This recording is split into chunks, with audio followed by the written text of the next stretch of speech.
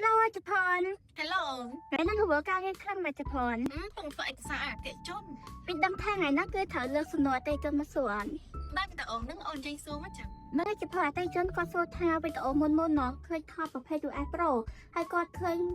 ថតប្រវែងខ្លីផងនិងប្រវែងវែងផងអញ្ចឹងសម្រាប់ពេលហ្នឹងគឺមិនដែរហត្ថប្រយោជន៍ដូចគ្នាអត់ជប៉ុន អូហ្នឹងឯងអូនអញ្ចឹងពេលខ្លះគាត់ឃើញយើងថតវីដេអូជាប្រភេទ US Pro ហ្នឹងមានប្រវែងខ្លី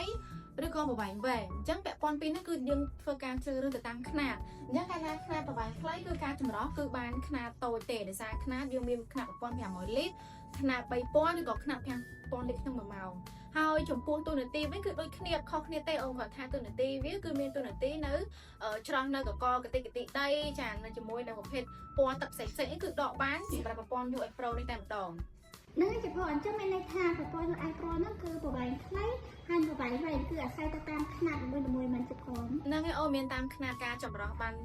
ខ្នាតតូចនិងខ្នាតធំ ហ្នឹងជប៉ុនអរគុណច្រើនសម្រាប់ការបកស្រាយ ចាអរគុណច្រើនអូន